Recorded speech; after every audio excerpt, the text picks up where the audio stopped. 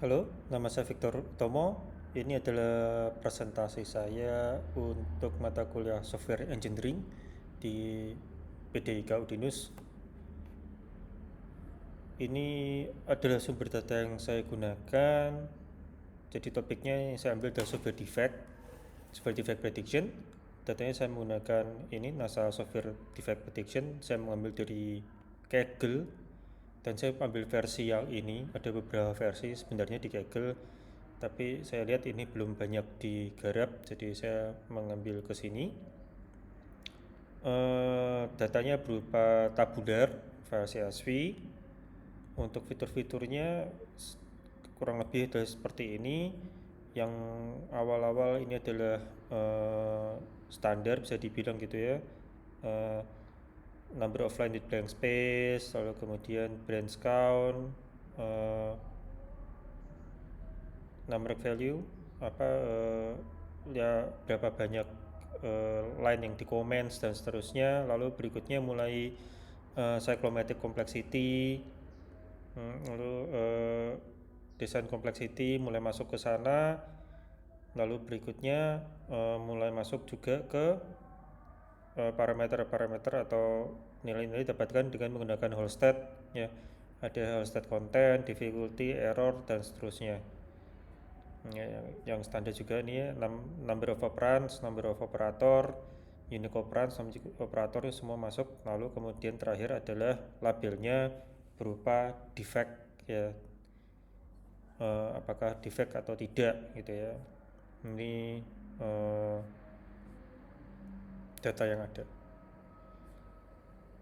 Untuk pengolahnya sendiri saya menggunakan Google Colab ya, Python. Yang pertama saya lakukan ini standar mengimport library. Lalu berikutnya karena datanya saya taruh di Google Drive, maka saya koneksi ke Google Drive, data preparation. Ini hanya membaca file, menciptakan fitur dan label, lalu kemudian melakukan splitting antara data testing dan data training. Lalu berikutnya yang menurut saya penting untuk dilakukan di sini adalah melakukan EDA. Jadi explanatory data analysis, kita hendak melihat bagaimana bentuk data kita. Yang pertama kita lihat dari distribusi label, kita bisa lihat di sini bahwa datanya itu 84%, itu 84,4 ya. Itu adalah data yang tidak defect dan 15,5 adalah data software yang defect. Artinya di sini challenge yang pertama sudah terlihat adalah bahwa datanya itu imbalance ya. Ini imbalance, tentunya ini yang diharapkan gitu ya, software defectnya jadi 15%. Jadi kebanyakan memang softwarenya yang tidak defect. Jadi ini sebenarnya wajar gitu ya. Tapi ini berarti ini imbalance dari segi sudut pandang machine learning. Ini berarti tidak ideal sebenarnya. Lalu berikutnya kita melakukan mendeteksi outlier. Kita menggunakan kurtosis. Di sini dilihat bahwa nilainya ini ada 19, ada yang 123, 66. Ini analisa untuk setiap fiturnya atau setiap fieldnya.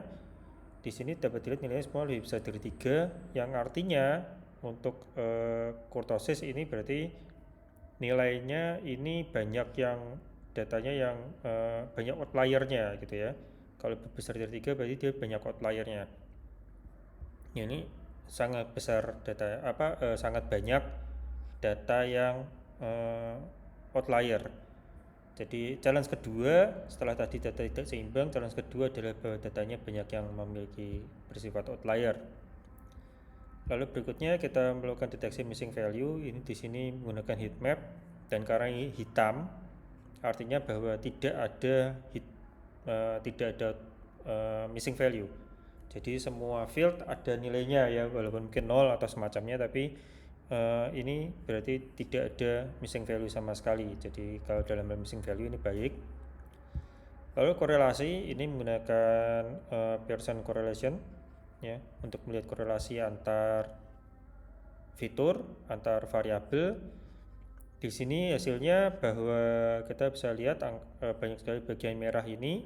Di sini berarti antar fitur itu sebenarnya mereka justru banyak yang saling berrelasi, ya. Antar fitur misalnya cyclomatic complexity dengan design complexity itu berarti kira-kira di sini gitu ya. Itu korelasinya tinggi gitu ya. Korelasinya tinggi. Jadi ini antar fiturnya sendiri melakukan korelasi, tetapi sayangnya kemudian ketika kita lihat ke software defectnya sendiri, justru korelasinya rendah. Ya, jadi dengan labelnya justru korelasinya rendah. Nah, di sini bisa kita lihat nih di bawah setengah ya, di bawah setengah, bahkan ini ada yang sama sekali nggak berrelasi sebenarnya gitu ya. Jadi ini menarik ya, datanya menarik. Ada satu kelemahan, lalu berikutnya kelemahan yang terakhir juga bahwa ketika kita lihat menggunakan TSNE ini bentuknya kurang lebih seperti ini. Sebenarnya kita nggak peduli dengan bentuknya ya, kita hendak melihat bahwa titik-titik yang ungu dengan yang kuning ini mestinya terpisah, tetapi dalam hal ini mereka banyak sekali yang tercampur. Artinya bahwa fiturnya itu untuk setiap kelasnya itu separasinya kurang. Jadi ini masih tergabung antara data-data yang defect, software defect dengan data-data software yang tidak defect, ini masih tercampur gitu ya, sangat tercampur. Nah ini challenge yang berat sebenarnya memang ini gitu ya. Selain imbalance, kemudian ternyata overlapnya juga tinggi gitu ya. Untuk prediksi kita lakukan beberapa tahap. Yang pertama kita menggunakan preprocessing ya, dengan kelas overlap analysis. Ini preprocessingnya kita menggunakan standard scalar dengan log transform ya. Harapannya dua hal ini mampu membuat kelasnya itu makin jelas gitu ya, jelasnya makin terpisah, tidak tercampur. Nah di sini kita lihat hasilnya untuk pemisahnya. Kita bisa lihat dari yang tadi menjadi seperti ini. Jadi bagian yang kuning mulai terpisah dari yang ungu gitu ya. Walaupun masih bercampur, tapi ini mulai terpisah, jadi bisa diharapkan bisa lebih baik hasilnya. Nah di sini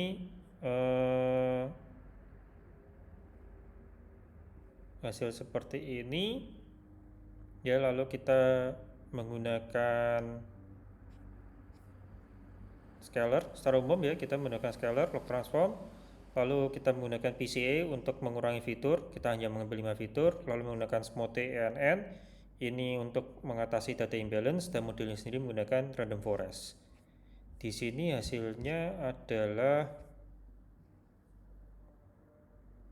72% ya untuk cross validation accuracy-nya, sementara advanced score ketika menggunakan data tesnya sendiri di 43%. Oh maaf, advanced score untuk divalidasinya 43%. Jadi di sini memang ini kekasan data yang imbalance itu seperti ini, memang advanced score-nya akan biasanya seringkali seperti ini, imbalance-nya advanced score-nya lebih rendah daripada akurasinya.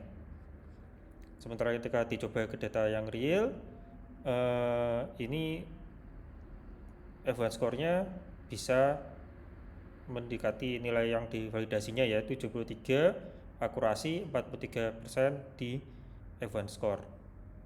Nah, ini mendapatkan hasil yang lebih bisa dibilang ini hasil yang lebih sesuai gitu ya. Ya tadi yang terlewatkan adalah baseline-nya. Nah ini baseline-nya kita menggunakan random forest sebagai modelnya, di cross validasi menggunakan 5-fold cross validation, jadi 5 kali datanya sendiri, kemudian tadi di testing menggunakan data testing yang terpisah dari yang digunakan untuk cross validasi. Di sini hasilnya sebagai baseline, akurasi ketika divalidasi itu bisa sampai 85%, tapi advance score-nya di 36%. Ya, ini advance score-nya dibandingkan dengan akurasinya tentunya rendah. Sekali lagi, ini khas untuk data imbalance. Lalu ketika kita coba ke data testing, itu bisa mendapatkan akurasi dan advance score yang lebih baik daripada modelnya, ya, daripada validasi modelnya. Di sini 89% dengan 47%. Ini menunjukkan bahwa modelnya sendiri sebenarnya underfit, ya, karena dia tidak mampu menghasilkan performance yang sama seperti ketika dicoba di realnya. Nah, ini tidak ideal tentunya, ya. Jadi jomplang, ya, terutama advance score-nya ini beda jauh sekali, 36% dengan 47%. Jadi ini hasilnya tidak ideal.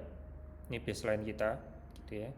Nah, tadi sudah disampaikan juga untuk kita perbaiki, kita mendapatkan hasil walaupun angkanya lebih rendah kalau kita lihat untuk testingnya, ya, di 73 saja dan 43, tadi kan 89 dengan 47, tetapi nilainya di sini akurat, konsisten, ya, antara cross validasinya dengan testingnya. Berarti di sini modelnya sudah mampu menghasilkan model yang konsisten hasilnya, sekalipun performance-nya sendiri sebenarnya masih rendah.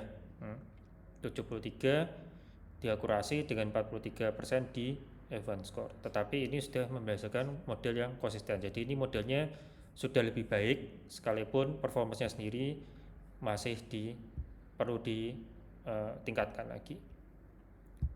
Lalu yang berikutnya, kita menggunakan cara yang sama atau pipeline-nya sama, scalar, log transform, PCA, lalu smooth ANN, dan modelnya masih tetap dengan random forest. Tetapi di sini kita mencoba melakukan hyperparameter tuning, yang menggunakan grid search. Ini adalah hyperparameter yang mau kita lihat, ya, n estimator, max depth, dan seterusnya. Di sini tentunya karena ini data imbalance, maka kita fokus pada F1-nya ketimbang akurasinya. Nah, di sini hasil akhirnya kita mendapatkan bahwa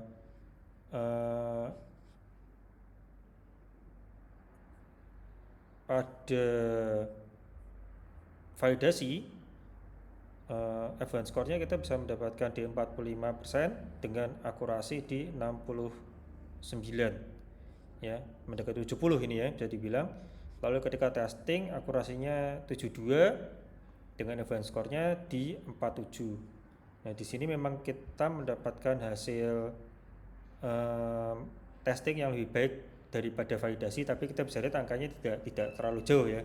Di sini hanya beda sekitar 2% antara validasinya dengan testingnya. Di sini berarti kita mendapatkan hasil atau kita bisa performance yang lebih baik daripada yang sebelumnya sebelum melakukan tuning, tetapi memang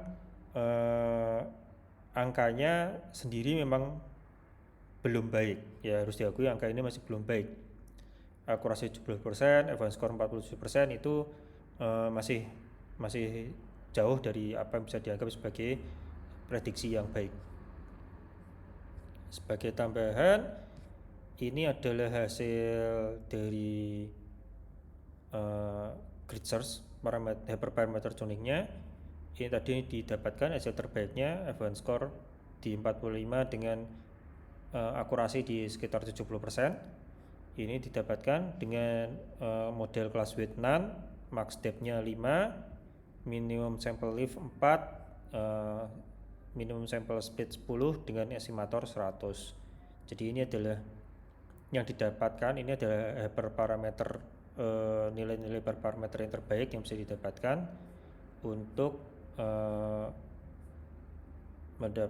untuk bisa memperbaiki sifat dari random forest. Nah, di sini nanti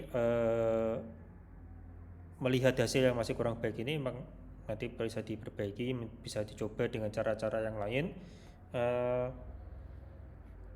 Sepanjang yang sudah saya pelajari, ini bisa dicoba dengan mungkin bisa dicoba dengan metode seperti XGBoost atau semacamnya, extreme gradient, yang memang lebih lebih baik atau lebih bisa memiliki performa baik ketika data imbalance.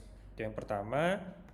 Yang kedua, yang mungkin juga bisa dilakukan itu melakukan preprocessing lebih lanjut dengan membuat fitur baru.